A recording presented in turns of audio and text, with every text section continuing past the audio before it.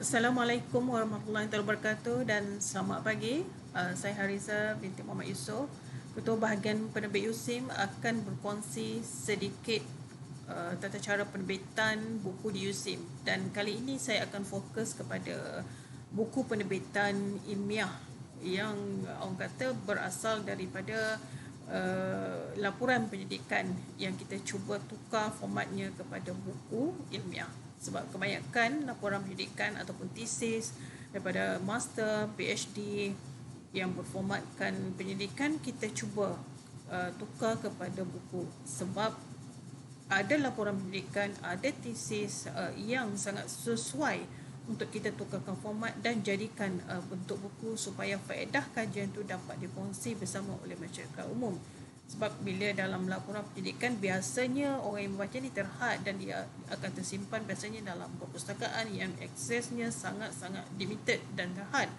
Jadi kalau kita tukar format kepada bentuk buku, insya-Allah hasil laporan pendidikan, hasil tesis PhD itu akan dapat orang kata dirasai manfaatnya oleh masyarakat yang lebih ramai dan orang kata lebih besar audiensnya.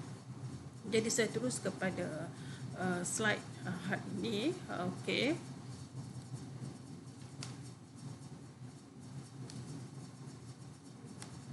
Samping tu saya juga mengucapkan ribuan terima kasihlah kepada USIM Writer Post, Dr. Surani dan tim yang telah memberi kesempatan untuk saya berkongsi sedikit kata bagaimana untuk kita menerbitkan buku ini dalam format buku penerbitan ilmiah. Okey. Apa yang saya kongsikan ialah mengenai format di USIM mungkin sama dan mungkin tidak sama di beberapa universiti lain. Okey. Sebelum kita menerbitkan sebarang laporan pendidikan ataupun tesis kita tadi, kita kena pasti apakah jenis ataupun genre penerbitan yang kita nak.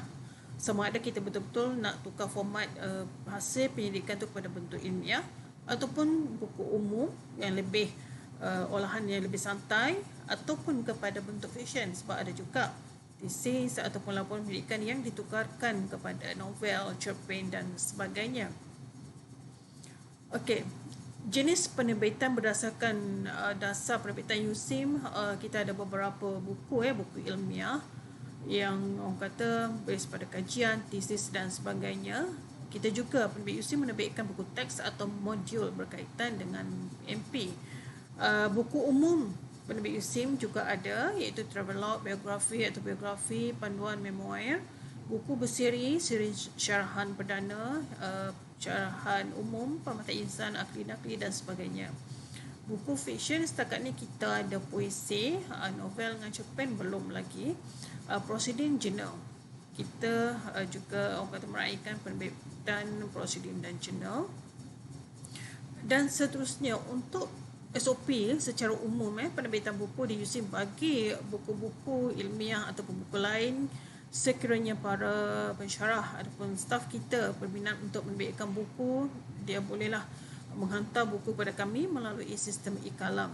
Sebab kita ada SOP ataupun flow bagi menghasilkan buku ilmiah ni supaya kualiti kita terjaga dan supaya kualiti yang kita hasilkan orang kata walaupun tidak setanding lagi dengan beberapa universiti lain dari segi konten, tetapi dari segi orang kata tata cara penerbitan tu kita cuba jaga sebaik mungkin. Bagi buku teks dan modul untuk di USIM, kita perlu mendapat perakuan dekan dan jawatankuasa penerbitan fakulti terlebih dahulu supaya mendapat orang kata endorsement ataupun tidak sewenang-wenangnya buku teks dan modul diterbitkan tanpa kawalan. Buku penerbitan PTJ sekiranya ada penerbitan tertentu akan menggunakan bajet PTJ, tetapi buku-buku lain biasanya penerbit USIM akan orang kata tanggung semua kos lah, dan setiap penulis di USIM melainkan buku Presiden Journal kita akan bayar royalty. Okey, konsep buku pendidikan ni macam mana sebenarnya? Okey, buku pendidikan ni berada dalam kategori buku ilmiah di Malaysia ni. Kalau para cara menulis buku pendidikan ni sangat-sangat memberi input yang baik, impact yang baik dalam Maira. Dan Maira kalau buku banyak, pendidikan dalam kata buku pendidikan banyak, makin tinggilah dia punya bintangnya. Okey, dia buku penyidikan ni boleh diterbitkan daripada laporan penyidikan mengikut beberapa format dan syarat. Dia tidak boleh laporan penyidikan siap tu jadi buku terus, tidak. Kita ada beberapa cara lah, step dulu sebelum kita jadikan laporan penyidikan kepada buku penyidikan. Dan buku ni sama ada untuk penaja, stakeholder, penerbit ataupun untuk audiens, kita juga kena tahu formatnya sedikit berbeza mengikut keperluan tersebut.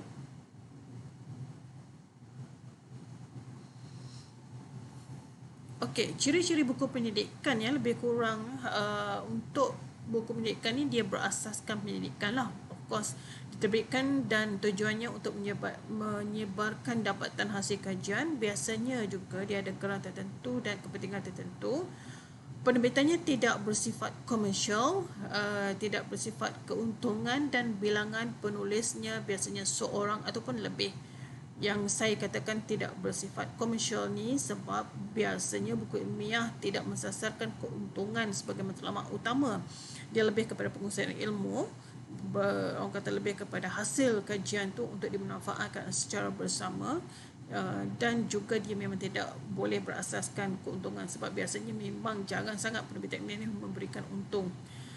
Lebih kepada tanggungjawab sosial untuk kita menyimpan akib-akib dapatan tersebut supaya dijadikan rujukan, walaupun ada yang kata boleh memberikan keuntungan. Dan biasanya bilangan penulis tu juga akan melibatkan semua orang kata ahli-ahli pengkaji yang terlibat dalam kajian tu, itulah penulisnya. Jadi kita tak boleh potong penulis yang 10 orang dalam kajian tadi, kata nak ambil seorang dua, biasanya tak boleh lah. Biasanya semua akan terlibat sebab nanti orang kata tak fair lah kepada para penyelidik yang turut terlibat sama. So namanya kena appear juga dekat situ.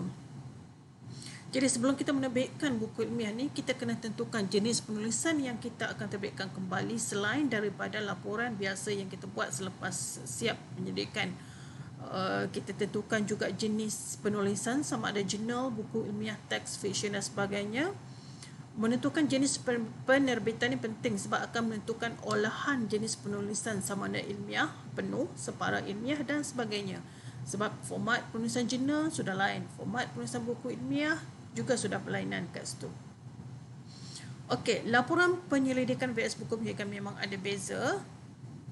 Konsep buku yang saya maklumkan tadi memang dalam MyRA. Untuk struktur laporan penyelidikan ni, dia memang struktur yang biasa. Saya rasa semua dah maklum tajuk, kandungan, abstrak, bahan dan kaedah, dapatan kajian, perbincangan, discussion, conclusion, references dan sebagainya. Ini struktur dalam laporan penyelidikan. Okey, bentuk untuk struktur laporan penyelidikan sekiranya kita terbitkan juga, maksudnya kata laporan penyelidikan tu sebiji nombor buku tapi tak nak tukar. Ia biasanya terhad kerana menjamin kerahsiaan dan isu-isu tertentu. Biasanya pasaran terhad, tidak boleh dijual dan tidak mempunyai daya pasar yang kuat bagi audiens yang ramai. Kadang-kadang diterbitkan secara monograf ataupun orang kata dengan orang kata cetakan yang nipis, mengambil bahagian-bahagian tertentu sahaja kerana terlalu spesifik. Jumlah cetakan juga sangat-sangat terhad dan biasanya kita buat secara POD, iaitu print on demand.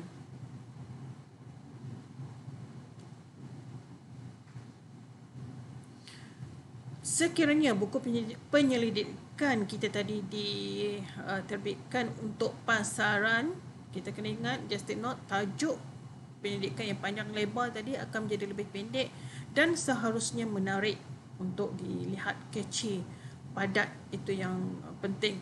Kandungan buku juga akan berubah, susunannya dan struktur juga akan berubah. Dan just take note in our mind that ia bukan berubah fakta. Fakta tak akan berubah. Kerahsiaan bagi sesetengah data perlu kita ambil kira dan kita perlu padamkan yang tidak perlu untuk menambahkan nilai bahan kepada buku untuk tujuan pemasaran. Okey, kandungan buku penyelidikan, judul dan pengarang itu memang sama dengan laporan tadi, tetapi judulnya perlu pendek dan padat. Pengarang juga merupakan ahli yang sama dengan para penyelidik. Halaman hak cipta juga akan ada kod penyelidikan. Kalau format UC memang kita akan letak kod format lah. prakata perlu ada, kata pengantar perlu ada, penghargaan, pendahuluan itu merupakan bahagian prelim untuk sebuah buku yang wajib ada. Okey, kandungan buku penyelidikan juga. Okey, saya fokus pada bab pengenalan ya. Pengenalan bagi buku ilmiah, tidak ada lagi abstrak, tidak ada lagi masalah kajian, tidak ada lagi metod, tidak ada lagi istilah kata literature review. Kita akan tukar bahan-bahan ni kepada bab pengenalan, tapi kita akan gabungkan intipati daripada abstrak, masalah, metod, literature review itu dalam satu bab pengenalan dengan sub-sub tajuk yang sesuai kat dalam bab tersebut. Latar belakang kajian juga akan diolah menjadi sejarah, menjadi sub-bab yang sesuai. Dapatan kajian yang kita ada dalam laporan pendidikan atau tesis kita tadi perlu diolah kembali supaya menjadi beberapa bab yang sesuai. Mungkin dapatan kita terlalu panjang, satu bab dalam laporan pendidikan tu, tetapi dalam buku mungkin kita olah beberapa bab yang sesuai supaya menjadi lebih padat. Dan seterusnya biasalah kita akan ada bab penutup. Okey, untuk senarai rujukan untuk buku kata buku ilmiah, kita boleh pakai apa yang ada dalam laporan pendidikan. Yang penting konsisten dalam penggunaan cara rujukan supaya tidak ada banyak gaya. Kadang-kadang mungkin sedikit terlepas pandang part ni, untuk rujukan tu kena konsisten satu gaya. Kalau kita guna APA, APA lah. Kalau guna Chicago, Chicago lah. Kalau guna gaya dewan lah. Okey, satu lagi penekanan yang saya mahu berikan ialah glosari, indeks dan lampiran. Dalam penerbitan buku ilmiah, indeks boleh dikatakan wajib ada. Dalam anugerah buku ilmiah mana-mana yang ada di Malaysia, semaklum saya, buku-buku yang tidak ada indeks, buku ilmiah yang tidak ada indeks akan mengurangkan markahnya dengan sangat-sangat banyak. Sebab indeks merupakan kata kunci bagi sesebuah buku. Dalam mana-mana pesta buku yang dihadiri, pattern pembelian buku ilmiah oleh para pembaca dengan para pembaca membeli buku novel sangat berbeza. Kalau novel atau buku lain mungkin dia baca blurb kat belakang, tetapi untuk buku ilmiah selain pada blurb, yang perlu diperhatian ialah indeks. Para pembeli akan melihat indeks yang ada dalam bentuk-bentuk buku ilmiah sebelum mereka membeli. Glosari juga sangat penting sekiranya buku ilmiah itu mengandungi terms-terms ataupun perkataan istilah yang agak sukar difahami oleh pembaca biasa. Dan lampiran, kalau ada lampiran ni, kalau perlu kita letak, kalau tidak perlu kita tak payah. Sebab lampiran biasanya dalam laporan pendidikan sangat tebal dan banyak. Sebab dia melibatkan detail responden, detail cara kajian dan sebagainya. Tapi lampiran dalam buku seharusnya yang berkaitan sahaja dan tidak perlu tebal. Sebab kita bukan nak menambah kilo pada buku, tetapi kita perlukan lampiran yang ada kaitan yang bukan bersifat rahsia. Okey, untuk sebelum kita terbitkan buku ni, lagi sekali kita buat senarai semak kerahsiaan dapatan antara responden, pihak pembiaya dan lain-lain yang terlibat sekiranya ada. Rujuk silang bagi sumber gambar, buku, jurnal, rajah dan sebagainya bagi mengelakkan isu plagiat. Yang ini juga penting sebab laporan penyelidikan mungkin bersifat spesifik dan tidak ramai yang baca. Jadi rujukan yang kita ambil, gambar yang kita ambil tak ramai yang tahu. Tetapi sekiranya kita dah tukar format jadi buku, audiens pembaca kita ramai. Jadi sekiranya ada apa-apa gambar yang kita ambil tanpa kebenaran, tanpa ada sumber, rajah tanpa kebenaran dan sebagainya, akan menimbulkan isu lain pula, sama ada plagiat, sama menyaman hak cipta dan sebagainya. Kita juga kena semak hak cipta bagi buku yang diterbitkan. Siapa pembayar kita? Adakah mereka nakkan kata copyright, hak cipta yang sama dengan penerbit yang kita bagikan hak untuk menerbit? Sebab kemungkinan ada juga pembiaya yang kata, okey, saya dah bagi grant, saya pun tak nak terlibat dalam penerbitan, hak cipta itu USIM punya, contohlah. Ada juga pemberi grant kata, tak, saya nak jadi penerbit bersama, hak cipta saya juga, saya nak write, saya nak dari segi copyright tu ada dua nama, penerbit USIM yang mewakili USIM dan institusi yang terbabit. Jadi kena take note lah perkara ni, kita tak boleh terbitkan kalau tidak ada kebenaran daripada orang yang memberi grant. Sekiranya tidak ada masalah, so jadi okeylah. Komitmen penulis untuk buku, maksudnya bila laporan pendidikan selesai, kalau nak buat buku dia masih tak selesai, kena ada sedikit komitmen untuk menukarkan format-format tersebut. Jadi saya rasa kalau part ni penulis kena sama-sama beri komitmen lah untuk menyiapkan buku, sebab bukan kerja senang juga untuk menukarkan format daripada laporan pendidikan pada buku. Dan apatah lagi sekiranya ramai orang. Kalau tesis tu mungkin seorang saja, dan take note juga tesis sekiranya lama, contohnya sekarang tahun 2020, tesis tu tahun 2010, nak diterbitkan kembali memang kerja banyak, sebabnya data-data rujukan dah dalam tempoh 10 tahun mungkin dah berubah, jadi kena semak balik. Okey, kita penerbit USIM ada beberapa buku yang kita telah terbitkan hasil daripada orang kata penyidikan daripada tesis PhD, antaranya buku Bahasa Arab Tanzil Syukur yang kita telah terbitkan dan sekarang kita tengah usahakan edisi baru.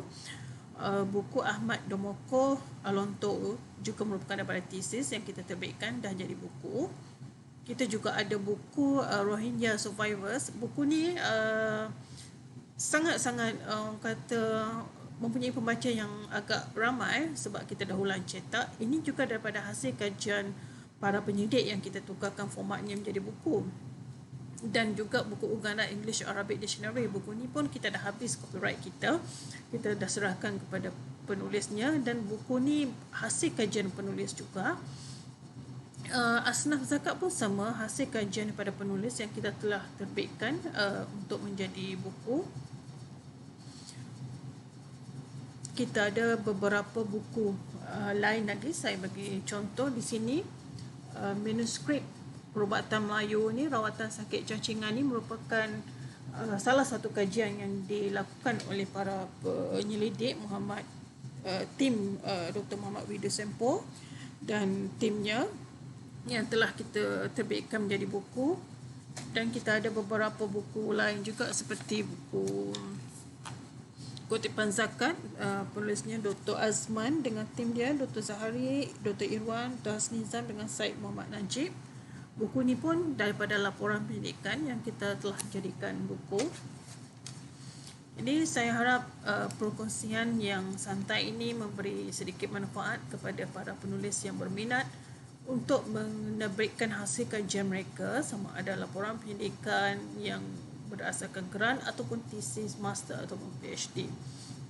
InsyaAllah saya rasa banyak kajian-kajian yang sangat orang kata memberi impak kepada audiens dan para masyarakat yang kita boleh tukarkan format daripada laporan pendidikan kepada buku. Cuma kena sabar sikit. Kita orang kata habis pendidikan tu just sit down, tengok apa yang kita boleh tukar, bahan tersebut adakah perlukan. Biasanya akan ada kerja, cuma sama ada banyak atau sikit, itu saja. Jadi saya rasa itu sahaja dari saya. Kalau orang kata ada apa-apa pertanyaan, pejabat saya sekarang ni orang kata work from home, bekerja dari rumah. Jadi kalau ada apa-apa persoalan boleh saja email saya nanti hariza@usim.edu.my. Dan sekiranya selepas orang kata PKPB yang masih ada di nilai ni, boleh berkunjung ke penerbit USIM. InsyaAllah anytime kita dalam waktu pejabat kita ada. Dan untuk buku-buku USIM boleh layari sekarang ni di online bookstore, dan juga kita ada platform Shopee, dan kita juga ada e-book dengan platform eCentra. Sekian, Assalamualaikum warahmatullahi wabarakatuh.